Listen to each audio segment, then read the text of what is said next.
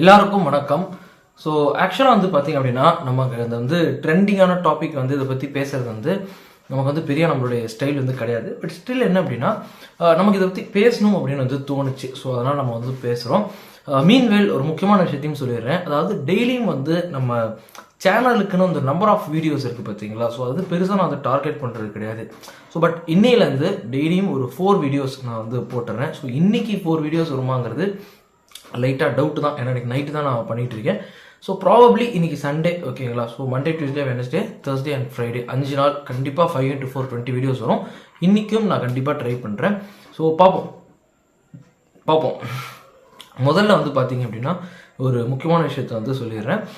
நம்ம சேனலில் ட்ரெண்டிங்கான விஷயங்கள்லாம் நம்ம பெருசாக பேசுகிறது கிடையாது. நான் எதாவது வந்து பேசி ஜாலியாக சிரிச்சுக்கிட்டு ஜாலியாக வந்து இருப்பேன். கமெண்ட்லேயே வந்து கிரிஞ்சு பண்ணாதீங்கலாம் நம்மள வந்து சொல்லுவாங்க. ஸோ அதெல்லாம் ஒரு பக்கம் போடும். பட் இன்றைக்கி வந்து நம்ம சீரியஸாகவே வந்து ஒரு முக்கியமான விஷயத்தை தான் பேச போகிறோம். ஏன்னா இதை நான் சிரிச்சா வந்து ரொம்ப தப்பாயிடும். ஸோ அதுக்காக தான். இப்போ ரீசெண்டாக வந்து பார்த்தோம் அப்படின்னா ஐ திங்க் சென்னை தான் நினைக்கிறேன். என்ன ஏரியாங்கிறத கூட நான் பார்க்கலன்னா நியூஸ் அவ்வளோ முக்கியமாக போயிடுச்சு. ஒரு பொண்ணை வந்து ரயில்வே ஸ்டேஷனில் ஒரு பையன் வந்து என்ன பண்ணிட்டான் அப்படின்னா தள்ளி விட்டுட்டு கொண்டுட்டான். சொல்கிறது என்ன அப்படின்னா அவங்க 2 பேரும் வந்து ஒரு 5 years கிட்ட வந்து டபுள் சைடாகவே 2 பக்கம் ஒருத்தர் வந்து லவ் பண்ணிட்டு இருந்திருக்காங்க. அதுக்கப்புறம் அந்த பொண்ணு வந்து கொஞ்ச நாளாக அந்த பையன்கிட்ட பேசுகிறத விட்டா அப்படிங்கிறதையும். ஸோ அதில் அந்த பையன் வந்து பக்காவாக பிளான் பண்ணி வந்து பார்த்தோம் அப்படின்னா அந்த பொண்ணை வந்து தள்ளி விட்டா அப்படிங்கிறத வந்து என்ன பண்ணுறாங்க அப்படின்னா இதுதான் வந்து நியூஸு, அப்படியே அரசல் புரசலான நியூஸு. ஸோ எக்ஸாக்டான நியூஸ் வந்து கண்டிப்பாக இதுவாக இருக்குமா அப்படின்னா அது வந்து பொண்ணு சைடுக்கும் அவங்களுக்கு தான் தெரியும். நமக்கு எக்ஸாக்டான நியூஸ்லாம் நமக்கு வந்து தெரியாது. ஸோ இது வந்து மீடியா ரிப்போர்ட் பண்ணுறது அரசல் புரசலான நியூஸ் இப்படிலாம் வந்து சொல்லலாம்.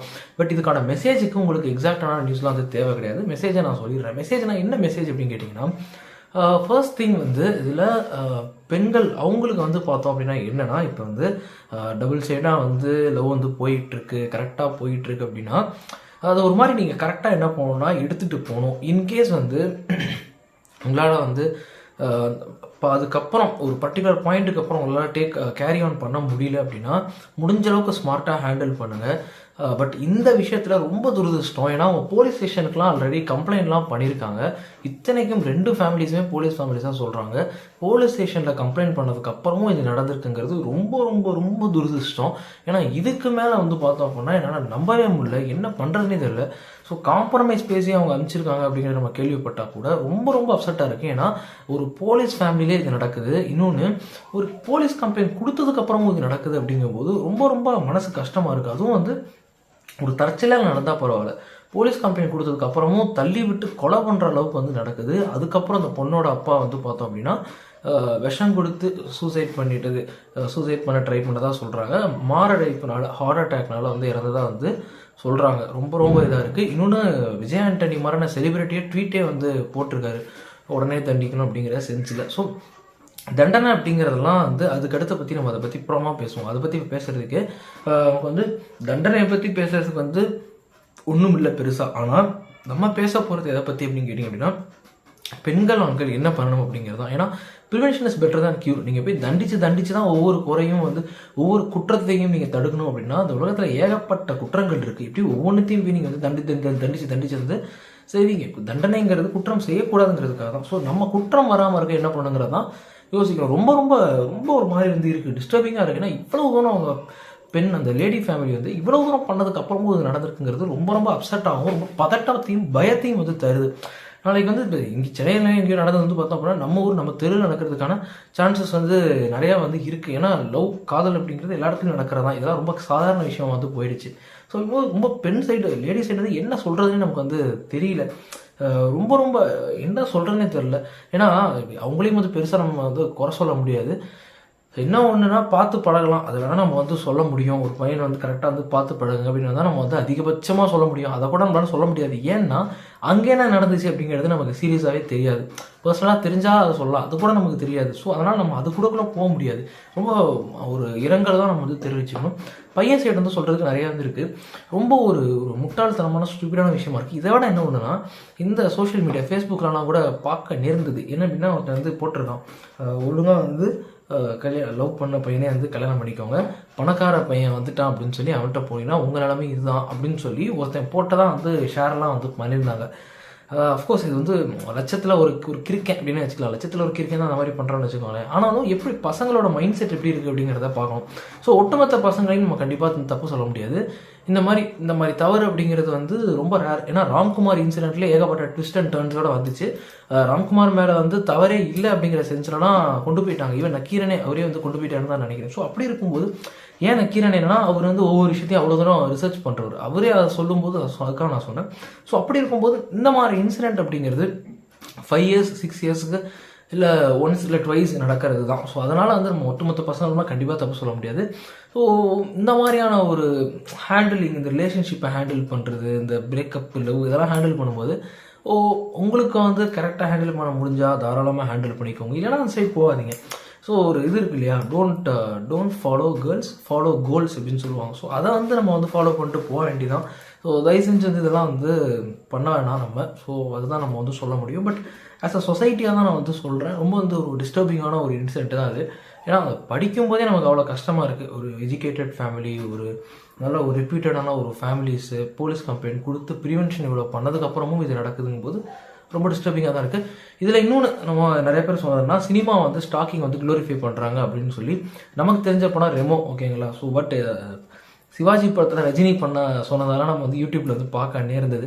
ஸோ நம்ம மதன் கௌரி அதெல்லாம் வந்து சொல்லியிருந்தார். ஸோ அப்படி இருக்கும்போது அதெல்லாம் வந்து உண்மை தான். அதாவது நான் ஏன் ஸ்மைல் பண்ணுறேன் அப்படின்னா, நான் சிவாஜி படம் பார்க்கும்போது எனக்கு இதெல்லாம் வந்து தெரியல இந்த ஸ்ட்ரேயாக பண்ணும்போது. பட் சிவாஜி படத்தை பார்த்தா இவர் பண்ணியிருப்பாராங்கிறது நம்ம கண்டிப்பாக சொல்ல முடியாது. ஏன்னா அது வந்து ஒரு ஜோக் சென்ஸில் வைக்கப்பட்ட சீன்ஸ். பட் நிஜமாலுமே ஸ்டாக்கிங்கை க்ளோரிஃபை பண்ணுற படங்கள் இன்னமும் வந்துகிட்டு இருக்கு. இன்னமும் நம்மளால சொல்ல முடியும். ஏன்னா ரியல் லைஃப்பில் ஒரு பொண்ணு பின்னாடி ஒரு பையன் சுற்றுறதை நான் இது வரைக்கும் பார்த்ததே கிடையாது. எங்கேயுமே நான் பார்த்தது கிடையாது. ரொம்ப ரேர். இது வந்து என் லைஃப்லேயே ஒரு தடவை தான் பார்த்துருக்கேன்னு நினைக்கிறேன் நான். ஸோ வந்து 25-26 இயர்ஸில். ஸோ அப்படி இருக்கும்போது ரியல் லைஃப்பில் எங்கேயுமே நடக்கலை. ஸோ நடக்காத ஒரு விஷயத்த நீங்கள் வந்து ப்ரொஜெக்ட் பண்ணுறீங்கன்னா அப்படி பண்ணணும் அப்படிங்கிற ஒரு மைண்ட் செட் யங்ஸ்டர்ஸ்க்கு வந்துடும். சரிங்களா. நடக்கிற விஷயத்த காட்டுறதுங்கிறத விட்டுருங்க. இல்லாத ஒரு விஷயத்த இருக்கிற மாதிரி நீங்கள் போய் சினிமாவில் வச்சிங்கன்னா அதை பார்த்து இன்ஸ்பயர் ஆகி 4 பேர் பண்ண ஆரம்பிச்சிருவாங்க. ஸோ இது ஒன்று. இன்னொன்று வந்து பார்த்திங்க அப்படின்னா எக்ஸசிவான வயலன்ஸ் சினிமாவில் இருக்கிறது. அதை பார்த்து நம்ம தான் அப்படி பண்ணுறாங்கன்னு வச்சுக்கோங்க. ஏன்னா இந்த மாதிரி சீனே சினிமாவில் வைக்க வேண்டிய சீனை பிடிச்சி தள்ளி விடுறதுங்கிறதெல்லாம் இதில் ஒரு பாயிண்ட் உச்சகட்டத்தில் போயிட்டு ஒரு பொண்ணு வந்து சொன்னாங்க என்னன்னா, போய் சாவடி அப்படின்னு சொல்லியே வந்து அவளை தள்ளி விட்டதாலாம் நம்ம கேள்விப்பட்டிருக்கோம். ஸோ இவ்வளவு ஒஸ்ட்டான ஒரு சீன்ஸை சினிமாவில் கூட இப்பெல்லாம் வைக்கிறது கிடையாது. ஏன்னா சென்சார் பிரச்சனை வரும் அப்படின்னு சொல்லிட்டு. ஸோ அப்படி இருக்கும்போது இவன் வச்சதுங்கிறது வந்து இவர் பண்ணது வந்து பார்த்தோம் அப்படின்னா ரொம்ப கேவலமாகவும் ரொம்ப வருத்தமாகவும் இருக்குது. அப்படி தான் நம்ம சொல்லணும். கண்டிப்பாக சினிமாவுக்கு நம்ம வந்து ஒன்று சொல்லலாம். ஏன்னா அதோட வீடியோஸ் போடுறோம் அப்படின்னாக்கா ஒன்று சொல்லலாம். உங்களுக்கு வந்து கண்டென்ட் வந்து க்ரியேட் பண்ணால் 4 பேர் இன்ஸ்பயர் பண்ணுற மாதிரியான படங்கள் எடுங்க. ஸோ அது நல்லா இருக்கோ நல்லா இல்லையோ சூழலை போட்டுற மாதிரியான படங்கள் எடுங்க. ஸோ அந்த மாதிரி ஒரு இறுதி சுற்று மாதிரி படங்கள், ஸோ இன்ஸ்பயர் பண்ணுற மாதிரியான படங்களை எடுங்க. இத்தனைக்கும் நான் ஏன் சூழலை போட்டுற படத்தை சொல்கிறேன்னா, சூழலை போட்டுற படத்தில் வந்து 1000 குறை இருக்குது. ஓகேங்களா, 1000 குறை இருக்குது. ஆனால் அட்லீஸ்ட் சொசைட்டிக்கு ஏதோ ஒன்று சொல்ல வராங்க. தயவு செஞ்சு அந்த மாதிரி படங்களை போய் எடுங்க. அதாவது சொசைட்டியில் நடக்காத ஒரு விஷயத்த போயிட்டு, சொசைட்டியில் ஒன்றுமே இல்லாத ஒரு விஷயத்த போயிட்டு நீங்கள் படமாக எடுக்கிறீங்க அப்படின்னா அதை எந்த லிஸ்ட்டில் சேர்க்கறதுன்னு எனக்கு வந்து தெரியல. ஒரு ஃபேண்டசி லிஸ்ட்டில் சேர்க்கறதா எதில் சேர்க்கறதுன்னு எனக்கு தெரியல. இப்போ கூட இந்த பிரின்ஸ் படத்தோட ட்ரெய்லர்லாம் வந்து பார்த்தீங்கன்னா அப்படி தான் வந்து இருக்குது. ஒரு டீச்சர் வந்து ஸ்டூடெண்ட்டை காப்பி அடிக்கிற மாதிரி என்கரேஜ் பண்ணுறது. இந்த மாதிரி இதெல்லாம் எங்கே நடக்குது, எந்த ப்ரைவேட் ஸ்கூல் நடக்குது, ஒன்றுமே நமக்கு புரியல. அது நடக்கிறது அதுங்கிற ஒரு விஷயம். அது வந்து சொல்கிறாரு, நான் வந்து இப்போ அது ஆன்சர் தெரியாத பசங்களை தான் வந்து காப்பிடிக்க சொல்வேன் அப்படின்னு சொல்லி. ஸோ இப்போ அந்த படத்தை வந்து நம்ம வந்து பார்க்க போகிறோமா அப்படின்னா இந்த ஒரு சீனுக்காக யாரும் அந்த படத்தை பார்க்காம இருக்க போகிறது கிடையாது. ஆனால் எதுக்காக இந்த மாதிரியான சீன்ஸ் வச்சு படத்தை எடுக்கிறீங்க, எதுக்கு சொசைட்டியை வந்து மிஸ்கைட் பண்ணுறீங்க, அதுதான் என்னுடைய கொஷின். ஸோ சொசைட்டியை வந்து நம்ம வந்து கரெக்டாக கைட் பண்ணணும். உங்களால் கரெக்டாக கைட் பண்ண முடியலையா, தயவு செஞ்சு விலகிடுங்க, மிஸ்கைட் பண்ணாதீங்க. இப்படி போகிற பாதையில் இப்படி தான் எல்லாரையும் போக சொல்லணும். இப்படி போகாமல் இப்படி பிடிச்சி இழுத்து விட்டு இப்படி போ அப்படின்னு நீங்கள் சொன்னீங்கன்னா உங்களை பார்த்து 4 பேர் அங்கே ஃபாலோ பண்ண தயாராக இருக்காங்க. தயவு செஞ்சு வந்து யங்ஸ்டர்ஸ்க்கு என்ன தெரியும்.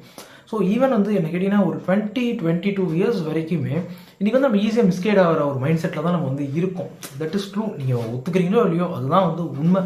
ஸோ ஒரு பையனாக ஒரு யங்ஸ்டராக, இப்போவும் நம்ம யங்ஸ்டர் தான் இருந்தாலும் ஒரு யங்ஸ்டராக நம்ம சொல்கிறது என்ன அப்படின்னா, ஒரு 21 இயர்ஸ் வரைக்குமே வந்து ஈஸியாக நம்ம வழி தவற ஒரு மைண்ட் செட்டு தான் இன்றைக்கி வந்து நமக்கு வந்து இருக்குது.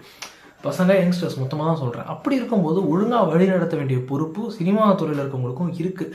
தப்பாக படங்களை எடுத்து தப்பாக மிஸ்கைட் பண்ணி எல்லாரையும் வந்து கெடுத்து விட்றாதீங்க அப்படிங்கிறது என்னுடைய ஒரு வேண்டுகோள். ஒரு அவேர்னஸ் எப்படின்னா வச்சுக்கோங்க, ஒரு மெசேஜ் எப்படின்னா வச்சுக்கோங்க. ஸோ இதுதான் நான் சொல்லணும்னு நினச்சேன். ரொம்ப ரொம்ப துரதிருஷ்டமான ஒரு விஷயம். பட் நமக்கு என்ன அப்படின்னா முடிஞ்ச அளவுக்கு வந்து சீக்கிரமான ஒரு ஜட்ஜ்மெண்ட்டை வந்து கொடுத்து அந்த பையனை வந்து கரெக்டாக தண்டிக்கணும். தண்டிக்கிறதோட சேர்த்து ஏதாவது க்ரியேட்டிவாக இனோவேஷனாக வந்து பண்ணி இந்த மாதிரியான விஷயங்கள்லாம் அடியோட வந்து தவிர்க்கணும். இதை விட ஒரு முக்கியமான விஷயம், காம்ப்ரமைஸ் பண்ணுறாங்க பார்த்தீங்களா இந்த போலீஸ் ஸ்டேஷன்ஸில்.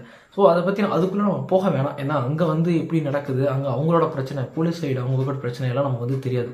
பட் ஒரு விஷயத்த நம்மளால சொல்ல முடியும், இந்த இன்சிடெண்ட்டில் அவங்க காம்ப்ரமைஸ் பண்ணியும் இது வந்து நடந்திருக்கு. ஸோ அப்படி இருக்கும்போது அவங்க வந்து ஒருவேளை இன்னும் பெட்டராக வந்து ஹேண்டில் பண்ணணும். இப்போ ஒரு போலீஸ்காரன் பையன் வரானா ஒரு சாதாரண பையனை எப்படி ட்ரீட் பண்ணுவாங்களோ அதே மாதிரி போலீஸ்காரன் பையனை போட்டு வெளுத்தாக நாளைக்கு அந்த பொண்ணு பின்னாடி போயிருப்பான். அவன் இப்படி போயிருப்பான், கண்டிப்பாக போயிருக்க மாட்டான். ஒரு மூணாவது ஒரு மனுஷன் வரான், அவனை போட்டு அடி தான் அடிப்பாங்க போலீஸ்காரன். தப்புனா தப்பு தானே, அதுதானே எங்கள் போலீஸ் ஸ்டேஷனில் பண்ணுறாங்க. இதே தப்பு அந்த போலீஸ்காரன் பையனுக்கும் வந்து பண்ணிட்டா நாளைக்கு அந்த பொண்ணு பின்னாடி அவன் போயிருப்பானா முதல்ல. ஸோ அவனை போக விட்டதுனால தான் சரி நம்ம போலீஸ்கார பையன் நம்ம வசதி வந்த ஒரு இது நமக்கு வந்து இன்ஃப்ளூயன்ஷியல் ஃபேமிலியில் இருக்கும் அப்படின்னு சொல்லிட்டு அதை பண்ணியிருக்கான். ஸோ இதுதான் நடந்திருக்கு. ஸோ இதில் தான் நம்ம வந்து இன்னும் கொஞ்சம் இல்லை, கம்ப்ளீட்டாக கேர்ஃபுல்லாக இவங்க வந்து இருக்கணும். இதை பற்றி பேசணுன்ற ஒரு வீடியோ தான் போடணும். பட் எனிவே நம்ம சொல்ல வேண்டிய மெசேஜை சொல்லிட்டோம். ஓகே, இதுதான் நியூஸு. நீங்கள் இன்னும் என் சேனலை சப்ஸ்கிரைப் பண்ணால் சப்ஸ்கிரைப் பண்ணுங்கள். இந்த வீடியோவை பற்றின உங்களுடைய கமெண்ட்ஸை கீழே வந்து விடுங்க. இந்த வீடியோ கண்டிப்பாக உங்களுக்கு ரொம்ப பிடிச்சிருக்கும். யாருக்கா ஷேர் பண்ணுங்கள். அடுத்த வீடியோஸ் பார்ப்போம். டில் தென் பை ஃப்ரம் கிஷோர்.